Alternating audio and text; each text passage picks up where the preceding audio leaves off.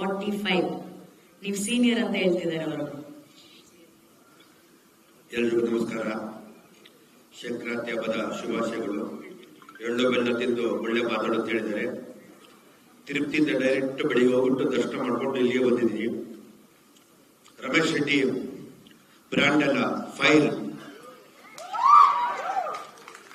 ಯಾಕೆಂದ್ರೆ ನಾನು ಸಿನಿಮಾನ ಸ್ಟಾರ್ಟ್ ಮಾಡೋಕೆ ಹೇಳಿದ್ರು, ಪ್ರತಿಯೊಂದು ನನಗೆ ಹೇಳ್ತಾರೆ.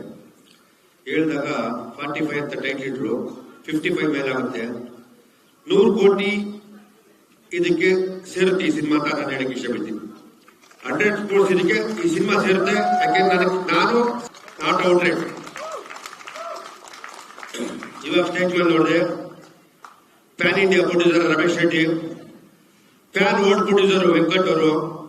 ನಮ್ಮ ಹೀರೋಗಳು ಇವತ್ತು ಪ್ಯಾನ್ ಇಂಡಿಯಾ ಪ್ಯಾನ್ ವರ್ಲ್ಡ್ ಹೋಗ್ತಾರೆ. ನಿಜವಾಗ್ಲೂ ಖುಷಿ ಆಗ್ತದೆ.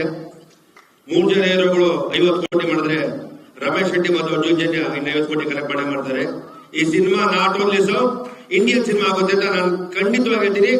ಯಾಕೆಂದ್ರೆ ಆ ತರ ವಿಸಲ್ಗಳು, ಆ ತರ ಕಂಟೆಂಟ್ಗಳು ತುಂಬಾ ಚೆನ್ನಾಗಿ ಮಾಡಿದ್ರೆ. ನಮ್ಮ ಕನ್ನಡ ಚಿತ್ರರಂಗ ಸಿನಿಮಾ ಇವತ್ತು ಭಾರತೀಯ ಚಿತ್ರರಂಗ ಸಿನಿಮಾ ತಿರುಗಿ ನೋಡ್ತಾ ಇದೆ. ನಮಗೆ ಖುಷಿ ಆಗ್ತಾ ಇದೆ, ಹೆಮ್ಮೆ ಆಗ್ತಾ ಇದೆ. ಒಂದು ಕಾಲದಲ್ಲಿ ನಮ್ಮ ಸಿನಿಮಾಗಳನ್ನ ಯಾರು ನೋಡ್ತಿರಲಿಲ್ಲ. ಒಂದು ಕಾಲದಲ್ಲಿ ಕೇರಳದ ಸಿನಿಮಾಗಳನ್ನ ಒಂದೇ ಒಂದು ಬ್ಲೂ ಸಿನಿಮಾ ಅನ್ಕೊಂಡಿದ್ರು. ಇವತ್ತು ಅವರು ವರ್ಲ್ಡ್ ಲೆವೆಲ್ ಇದ್ದಾರೆ. ಇವತ್ತು ನಮ್ದು ಭಾರತ ಲೆವೆಲ್ ಇದೆ. ಇವತ್ತು ನಮ್ಮ ಟೆಕ್ನಿಷಿಯನ್ ಉಪೇಂದ್ರ ಮೊನ್ನೆ ಮಾಡಿದಂತ ಕ್ರಿಯೇಟಿವ್, ಇವತ್ತು ಅವ್ರಿಗೆ ನಾವು ಫ್ರೀಯಾಗಿ ಕೊಟ್ಟರೆ ಕ್ರಿಯೇಟಿವ್ ಮಾಡ್ತಾರೆ. ಅರ್ಜುನ್ ಜನಕ್ಕೆ ಮಾಡಿದ್ರೆ ನಿಜವಾದ ಇನ್ವೆಸ್ಟ್ ಮಾಡಿರುವಂತ ರಮೇಶ್ ರೆಡ್ಡಿ ಅವರಿಗೆ ಹೃದಯಪೂರ್ವಕ ಧನ್ಯವಾದಗಳು. ಚಿತ್ರರಂಗದಲ್ಲಿ ಇಂಥವ್ರು ಬರಬೇಕು. ನಮ್ಮಲ್ಲಿ ಇಂಥ ಸಿನಿಮಾ ಬರ್ತಾರೆ, ನಮ್ಮ ಸಿನಿಮಾ ನಾವು ಹೆಮ್ಮೆ ಬಿಡಬೇಕು.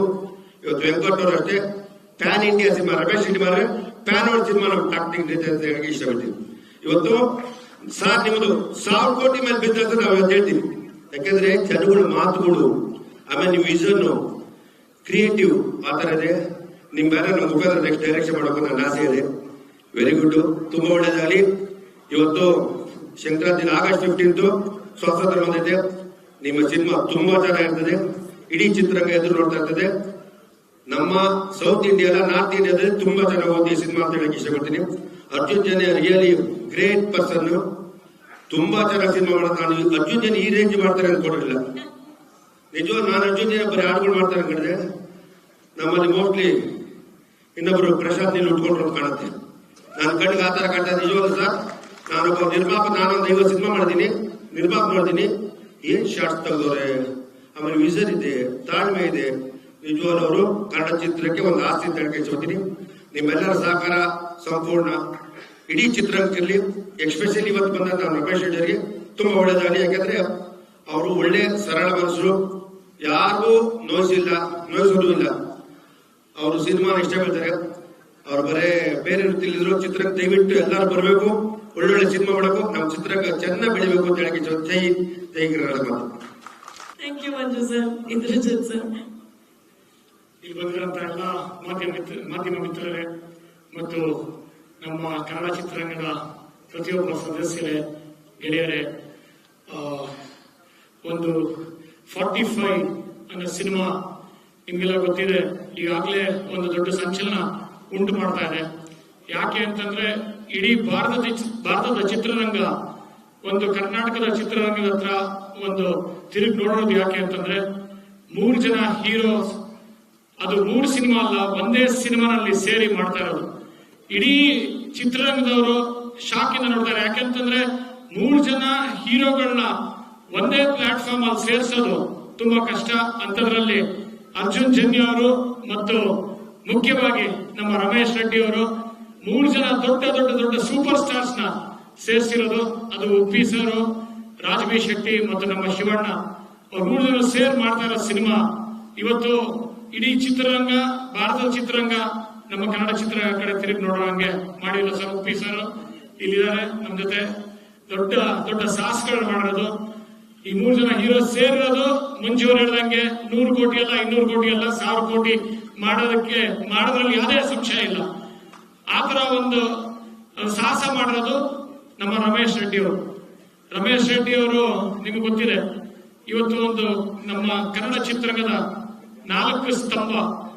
ಒಂದು KVN ಸರ್, ಒಂದು ಹೊಂಬಾಳೆ, ಒಂದು KRG ಮತ್ತು ರಮೇಶ್ ರೆಡ್ಡಿ, ನಮ್ಮ ಕನ್ನಡ ಚಿತ್ರರಂಗದ 4 ಬಲವಾದ ಸ್ತಂಭ ಇವತ್ತಿರೋದು. ಅದರಲ್ಲಿ ಇವತ್ತು ನಮ್ಮ ಜೊತೆಗಿರೋದು KV ಅವರಿದ್ದಾರೆ, ರಮೇಶ್ ರೆಡ್ಡಿ ಅವರಿದ್ದಾರೆ.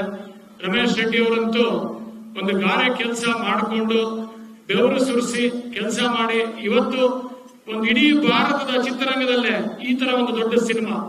ಯಾಕಂದ್ರೆ ನಾನು ಯಾಕೆ ಇಷ್ಟೊಂದು ಹೊಗಳ್ತಾ ಇದೀನಿ ಅಂದ್ರೆ, ಕೆಲವು ತುಣುಕುಗಳು ತೋರಿಸಿದ್ದಾರೆ, ಅದ್ಭುತವಾಗಿ ಮೂಡಿ ಬಂದಿದೆ. ಅದು ಯಾವ ತರ ಒಂದು VFX ಮಾಡ್ತಾ ಇದ್ದಾರೆ ಅಂದ್ರೆ ನನಗೆ ಶಾಕ್ ಆಯ್ತು. ಯಾಕೆಂತಂದ್ರೆ ಒಂದು ಆಕ್ಷನ್ ಮಾಡಿದ್ದಾರೆ ಉಪ್ಪಿ ಸರ್ ಮತ್ತು ಶಿವಣ್ಣ ಸರ್.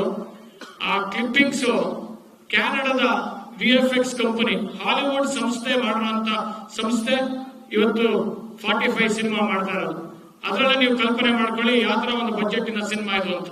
ಯಾರು ಆ ಕಂಪನಿಗೆ ಕಡೆ ಒಂದು ತಿರುಗಿ ಒಂದು ಸಣ್ಣ ಕೆಲಸ ಮಾಡಿಸ್ಕೊಳಕ್ಕಾಗಲ್ಲ. ಅಂತದ್ರಲ್ಲಿ ಇಷ್ಟು ದೊಡ್ಡ ದೊಡ್ಡ ಆಕ್ಷನ್ ಸೀಕ್ವೆನ್ಸಸ್ ಮಾಡುವಂತ ರವಿ ವರ್ಮಾ ಅವರು ಆ ಒಂದು VFX CG ನ ಅಲ್ಲಿ ಕ್ಯಾನಡಿಯನ್ ಕಂಪನಿಯಲ್ಲಿ ಮಾಡಿಸಿ ಇಲ್ಲಿ ಬಂದಿರೋದು. ಒಂದು ಶಿವಣ್ಣ ಮತ್ತು ಉಪ್ಪಿ ಸರ್ನ ಒಂದು ವಿಭಿನ್ನವಾದ ಪಾತ್ರಗಳನ್ನು ನೋಡಬಹುದು. ಮತ್ತು ಅದಕ್ಕಿಂತ ವಿಭಿನ್ನ ಪಾತ್ರ ನಮ್ಮ ರಾಜ್ ಬಿ ಶೆಟ್ಟಿ. ಪ್ರತಿಯೊಂದು ಸಿನಿಮಾಗಳಲ್ಲೂ ಒಂದು ಎಕ್ಸ್ಪೆರಿಮೆಂಟ್ಸ್ ಗಳು ಮಾಡ್ತಾ ಬೆಳೆದೇ ಇರೋದು, ಅವ್ರದೇ ಆದ ಒಂದು ಸ್ಥಾನ ಮಾಡುವಂತ ರಾಜ್ ಬಿ ಶೆಟ್ಟಿನು ಅದ್ಭುತವಾಗಿ ಮಾಡಿದ್ದಾರೆ. ಮತ್ತು ಎಲ್ಲದಕ್ಕಿಂತ ಮುಖ್ಯವಾಗಿ ನಮ್ಮ ಕನ್ನಡದ ಆಸ್ತಿ ನಮ್ಮ ಅರ್ಜುನ್ ಜನ್ಯ. ಸಂಗೀತದಲ್ಲಂತೂ ಒಂದೊಂದು ಸಾಂಗ್ಗಳು ಹಿಟ್ ಕೊಟ್ಟು ಒಂದೊಂದು ಸಿನಿಮಾ ಒಂದೊಂದು ಸಾಂಗ್ಸ್ ಅದ್ಭುತ. ಒಂದೊಂದು ದೊಡ್ಡ ಇವತ್ತು ಆಡಿಯೋ ಕಂಪನಿಗಳು ಭಾರತದ ಒಂದು ದೊಡ್ಡ ದೊಡ್ಡ ಕಂಪನಿ ಬೆಳೆಯೋಕೆ ಮಾಡಿರೋಂಥದ್ದು ಒಂದು ಅಳಿಲು ಸೇವೆ ಅಂತ ಹೇಳಲ್ಲ, ದೊಡ್ಡ ದೊಡ್ಡ ಸಾಹಸ ಮಾಡಿದಂತ ಅರ್ಜುನ್ ಜನ್ಯ ಅವರು ಇಷ್ಟು ದೊಡ್ಡ ನಿರ್ದೇಶಕರಾಗಿ ಈ ತರ ಒಂದು ಎಕ್ಸ್ಪೆರಿಮೆಂಟ್ ಮಾಡಿದ್ದಾರೆ ಅಂದ್ರೆ ನನಗೆ ಶಾಕ್ ಆಯ್ತು. ದೊಡ್ಡ ಬಜೆಟ್ ಇನ ಸಿನಿಮಾ ನೀವೆಲ್ಲ ಸಪೋರ್ಟ್ ಮಾಡಬೇಕು. ಯಾಕೆ ಅಂತಂದ್ರೆ ಇದು ಬರೀ ಕರ್ನಾಟಕದ ಸಿನಿಮಾ ಅಲ್ಲ, ಭಾರತದ ಸಿನಿಮಾ ಮತ್ತು ನಮ್ಮ ಕನ್ನಡ ಚಿತ್ರರಂಗಕ್ಕೆ ಒಂದು ಹೆಮ್ಮೆ ಪಡುವಂತ ಒಂದು ಸಿನಿಮಾ.